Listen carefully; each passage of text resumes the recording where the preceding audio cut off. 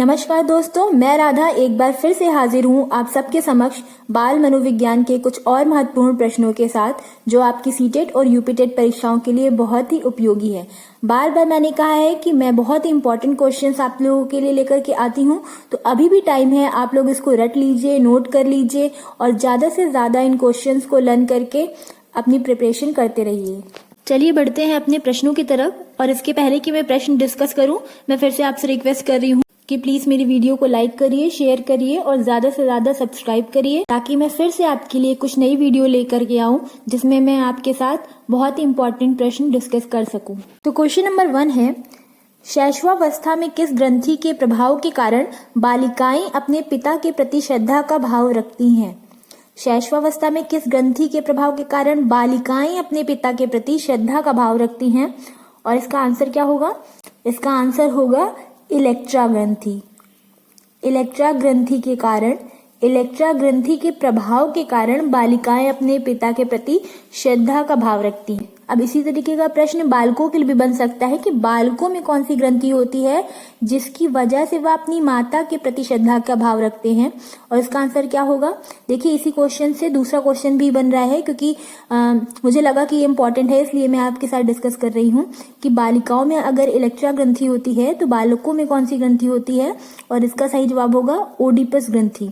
ये दोनों ही क्वेश्चन बहुत ही ज्यादा इंपॉर्टेंट है और बहुत बार परीक्षाओं में पूछे जा चुके हैं, इसलिए मैं आपको ये क्वेश्चन बता रही हूँ। तो अगर आपको लग रहा है कि इंपॉर्टेंट है तो आप इसको नोट कर लीजिए।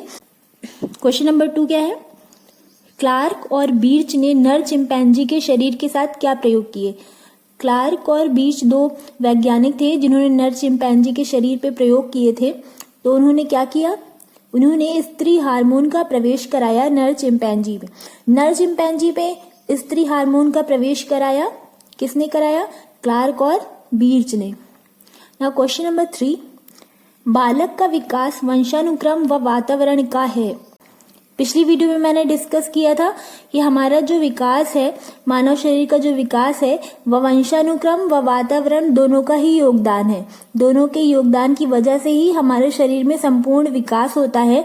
अब यही क्वेश्चन दूसरी तरीके से पूछा जा रहा है कि बालक का विकास वंशानुक्रम व वातावरण का क्या है? तो इसका सही जवाब होगा गुणनफल। बालक का विकास वंशानुक्रम व वातावरण का गुणनफल है। अब क्वेश्चन नंबर 4 है, जीवन का सबसे कठिन काल है। जीवन का सबसे कठिन काल है। अगर आपको याद होगा तो मैंने अपनी पहली वीडियो में इसके बारे में डिस्कस किया था कि जीवन का सबसे कठिन काल कौन सा है, कौन सा काल सबसे इंपॉर्टेंट होता है हमारे जीवन का।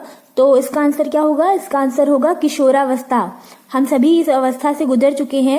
हम सभी जानते हैं कि किशोरावस्था मनुष्य के जीवन की वह अवस्था है जिसमें मनुष्य के शरीर में बहुत सारे बदलाव आते हैं, जिसके कारण जीवन में उथल पुथल सी मच जाती है। बालक बिल्कुल परेशान हो जाता है, हमेशा कंफ्यूज रहता है, चिड़चिड़ा सा हो जाता है। जब भी उसे कोई कुछ समझाने की कोशिश करता है तो वह उसको अपना दुश्मन समझता है। सोचने समझने की शक्ति थोड़ी सी कम हो जाती है। कम क्या कहेंगे, बालक बिल्कुल ही कंफ्यूज होता है इस अवस्था में, इसलिए हम इसको तूफान की अवस्था भी कहते हैं जीवन का। तो इसलिए जीवन का सबसे कठिन काल कौन सा है? वह है किशोरावस्था। नाउ क्वेश्चन नंबर 5, बालक में अस्थायी दांतों की संख्या है। बालक में अस्थायी दांतों की संख्या है। अस्थायी को बोल सकते हैं टेम्पररी टीथ भी, जो कि है 20। बालक के जीवन में 2 तरह के दांत निकलते हैं, जो कि है permanent teeth and temporary teeth. सबसे पहले बालक के जीवन में 20 अस्थायी दांत होते हैं और उसके बाद 32 स्थायी दांत होते हैं। नाउ क्वेश्चन नंबर 6, बच्चों के बौद्धिक विकास की 4 विशिष्ट अवस्थाओं की पहचान किस विद्वान द्वारा की गई? ध्यान से देखिए इस क्वेश्चन को। बच्चों के बौद्धिक विकास की 4 विशिष्ट अवस्थाओं की पहचान किस विद्वान द्वारा की गई? और इसका सही जवाब होगा जीन पियाजे द्वारा। क्या सही जवाब है इसका? जीन पियाजे ने बच्चों के बौद्धिक विकास की 4 विशिष्ट अवस्थाओं की पहचान की थी। अब जीन पियाजे का जिक्र आया है तो जीन पियाजे पे भी बहुत सारे क्वेश्चंस बनते हैं, जैसे कि जीन पियाजे ने किस पर अपना प्रयोग किया, कि जीन पियाजे कहाँ के मनोवैज्ञानिक थे। तो जीन पियाजे स्विट्जरलैंड के प्रसिद्ध मनोवैज्ञानिक थे। इन्होंने बहुत सारे प्रयोग भी किए हैं, वो भी आपको लर्न करना है, क्योंकि जीन पियाजे बहुत ही प्रसिद्ध मनोवैज्ञानिक हैं, तो इन पे भी बहुत सारे प्रश्न पूछे जाते हैं। नेक्स्ट क्वेश्चन है क्वेश्चन नंबर 7। यह क्वेश्चन बहुत ही ज्यादा इंपॉर्टेंट है, आप कह सकते हैं कि यह मोस्ट इंपॉर्टेंट क्वेश्चन है, क्योंकि इस तरह के प्रश्न तो हमेशा ही पूछे जाते हैं। क्वेश्चन नंबर 7 है, डिसकैलकुलिया का संबंध है, और इसका संबंध किससे है? इसका संबंध है आंकिक अक्षमता से। डिसकैलकुलिया का संबंध है आंकिक अक्षमता से। अगर आपको लर्न करने में प्रॉब्लम है तो आप सिर्फ पीछे का वर्ड देखिए, कैलकुलिया। कैलकुलिया को रिलेट कर सकते हैं कैलकुलेटर से। अब हम कैलकुलेटर में क्या करते हैं? कैलकुलेटर में अंकों की गणना करते हैं, माइनस करते हैं, प्लस करते हैं, अंकों की करते हैं ना। तो बच्चे को अगर अंकों को समझने में प्रॉब्लम होती है तो आप इस तरह से लर्न कर सकते हैं कि डिसकैलकुलिया का संबंध किससे है? आंकिक अक्षमता से। ठीक है। अब क्वेश्चन नंबर 8 है, शिक्षा में समावेशन का अर्थ है। शिक्षा में समावेशन का अर्थ है, और इसका अर्थ होगा सभी विद्यार्थियों को शिक्षा की मुख्य धारा प्रणाली में स्वीकारना। सभी विद्यार्थियों को शिक्षा की मुख्य धारा प्रणाली में स्वीकारना मतलब जितने भी बच्चे आपकी क्लास में हैं सबके लिए एक ही धारा प्रणाली को अपनाना है।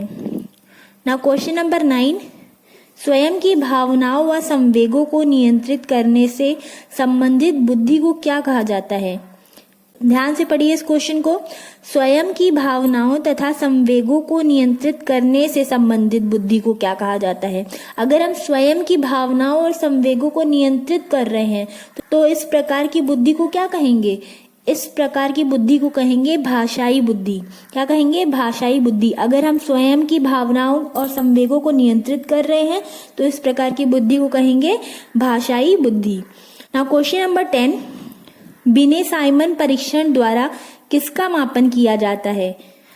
बिने साइमन परीक्षण बहुत ही इंपॉर्टेंट परीक्षण है, इस पे बहुत सारे क्वेश्चंस भी बनते हैं। तो बिने साइमन परीक्षण द्वारा किसका मापन किया जाता है? और मापन किया जाता है सामान्य बुद्धि का या कॉमन सेंस का। क्वेश्चन नंबर 11 क्या है? इस वीडियो को पूरा देखिएगा, बीच में स्किप मत करिएगा, क्योंकि अगर मैं 20 क्वेश्चन आपके साथ डिस्कस करूंगी तो 20 के 20 क्वेश्चन सारे के सारे क्वेश्चन बहुत ही ज्यादा इंपॉर्टेंट है। ये मत सोचिएगा कि 2-3 क्वेश्चन इंपॉर्टेंट होंगे, नहीं, 20 क्वेश्चन दिए हैं तो 20 क्वेश्चन में 20 के 20 ही इंपॉर्टेंट है, क्योंकि सारे क्वेश्चन बार बार पूछे गए हैं। तो क्वेश्चन नंबर 11 क्या है? क्वेश्चन नंबर 11 है, मानसिक आयु के प्रत्यय का सर्वप्रथम प्रयोग किस विद्वान ने किया? मानसिक आयु के प्रत्यय का सर्वप्रथम प्रयोग किस विद्वान ने किया? और इसका आंसर क्या है? बिने साइमन। बिने साइमन ने मानसिक आयु के प्रत्यय का सर्वप्रथम प्रयोग किया था। क्वेश्चन नंबर 12 है, 140 से अधिक बुद्धि लब्धि या आईक्यू वाले बच्चे को किस श्रेणी में रखेंगे? और किस श्रेणी में रखेंगे? और हम रखेंगे इसको प्रतिभाशाली श्रेणी में। अगर बच्चे का आईक्यू 140 से अधिक है तो भाई वो तो बहुत ही ज्यादा इंटेलिजेंट बच्चा है, तो हम उसे रखेंगे प्रतिभाशाली श्रेणी में। नाउ क्वेश्चन नंबर 13, सृजनशीलता मौलिक परिणामों को अभिव्यक्त करने की मानसिक क्रिया है। यह कथन किसका है? मैंने बार बार आपको कहा है कि कथन भी पूछे जाते हैं और ज्यादातर कथन ही पूछे जाते हैं, तो इसको भी आपको ध्यान में रखना है। क्या कथन है? सृजनशीलता मौलिक परिणामों को अभिव्यक्त करने की मानसिक क्रिया है। यह कथन किसका है? और यह कथन है क्रो एंड क्रो का। किसका कथन है? क्रो एंड क्रो का। Now question number 14। Question number 14 क्या है? मानसिक आयु का प्रत्यय किस वैज्ञानिक ने दिया? मानसिक आयु का प्रत्यय किस वैज्ञानिक ने दिया? और यह दिया था बिने साइमन। अभी अभी हमने डिस्कस किया कि मानसिक आयु के प्रत्यय का सर्वप्रथम प्रयोग किस विद्वान ने किया, तो वह भी किया था बिने साइमन ने, लेकिन इस प्रत्यय को दिया भी किसने था? बिने साइमन ने ही दिया था। दोनों ही क्वेश्चन सेम है लेकिन थोड़ा सा डिफरेंट है। क्यों डिफरेंट है? कि भाई किसने दिया और किसने प्रयोग किया। इस तरह के क्वेश्चन थोड़े से कॉम्प्लिकेटेड होते हैं और कभी कभी डिफरेंट साइंटिस्ट उसको प्रयोग करते हैं, कोई और साइंटिस्ट उसको देता है मगर कोई और साइंटिस्ट उसको प्रयोग में लाता है, तो थोड़ा सा डिफरेंट हो जाता है। लेकिन यहाँ पर बिने साइमन ने ही मानसिक आयु के प्रत्यय को प्रयोग भी किया और दिया भी था। ठीक है। नाउ क्वेश्चन नंबर 15, मिलफोर्ड ने कितनी मौलिक मानसिक योग्यताओं के आधार पर बुद्धि की संरचना का वर्णन किया है? और इसका आंसर होगा 3। कितनी मौलिक मानसिक योग्यताओं के आधार पर बुद्धि की संरचना का वर्णन किया है? और इसका आंसर होगा 3। अब क्वेश्चन नंबर 16 है। देखिए क्वेश्चन नंबर 16 आपके पिछले वाले क्वेश्चन से ही रिलेटेड है। क्या है क्वेश्चन नंबर 16? किशोर प्रौढ़ों को अपने मार्ग में बाधा समझते हैं जो उन्हें उनकी स्वतंत्रता का लक्ष्य प्राप्त करने से रोकते हैं। यह किसने कहा? अभी अभी हम लोगों ने डिस्कस किया है कि जीवन का सबसे कठिन काल है किशोरावस्था, और मैंने आपको बताया था कि इस अवस्था में बच्चे क्या सोचते हैं। बच्चों को लगता है कि अगर कोई बड़ा उनको कोई चीज समझा रहा है तो वह उनका दुश्मन है, हर चीज उनको गलत ही लगती है। तो ऐसा क्यों लगता है? यह कथन किसने कहा था कि भाई किशोर प्रौढ़ों को अपना दुश्मन समझते हैं, उनको अपने मार्ग में बाधा समझते हैं? और यह कहा था कार्ल सेनिक ने। किसने कहा था? कार्ल सेनिक ने।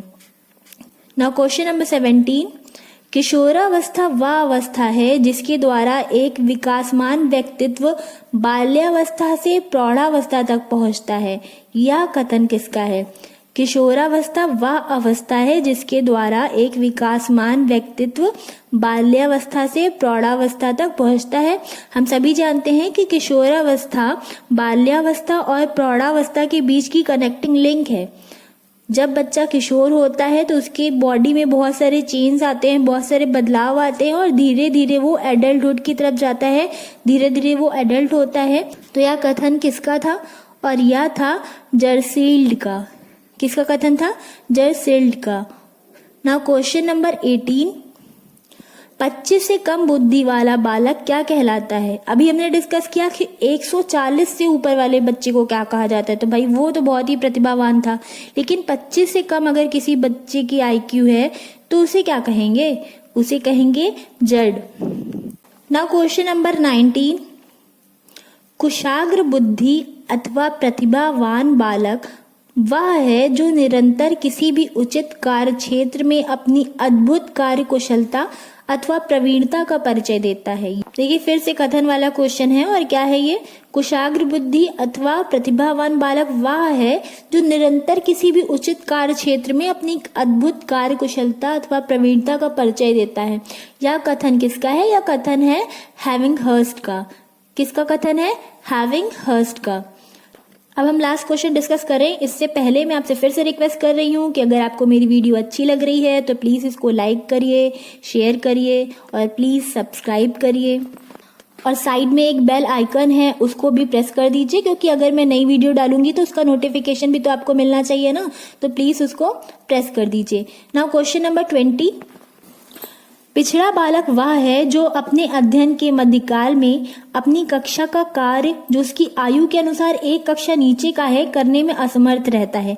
यह किसने कहा? अगर कोई बालक पढ़ रहा है और पढ़ाई के बीच में अपने कार्य को अधूरा छोड़ दे रहा है, क्यों अधूरा छोड़ दे रहा है? क्योंकि वह उसको करने में असमर्थ है और उसकी आयु के अनुसार वह जो कार्य दिया गया है वह भी निम्नतम स्तर का है और उसको भी वो करने में असमर्थ है, तो उसको हम पिछड़ा बालक कहेंगे। तो यह कथन किसका था?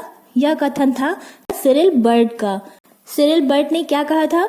पिछड़ा बालक वह है जो अपने अध्ययन के मध्यकाल में अपनी कक्षा का कार्य जो उसकी आयु के अनुसार एक कक्षा नीचे का है करने में असमर्थ रहता है। और ये थे 20 बहुत ही इम्पोर्टेंट प्रश्न जो कि बाल विकास से रिलेटेड है। मैं अपनी आने वाली वीडियो में और भी बाल विकास से रिलेटेड महत्वपूर्ण प्रश्न लेकर के आऊंगी जो कि आपकी सीटेट और यूपीटेट परीक्षाओं के लिए उपयोगी होंगे। तब तक के लिए मुझे इजाजत दीजिए, और हाँ, अपने घर में ही रहिए और सेफ रहिए। धन्यवाद।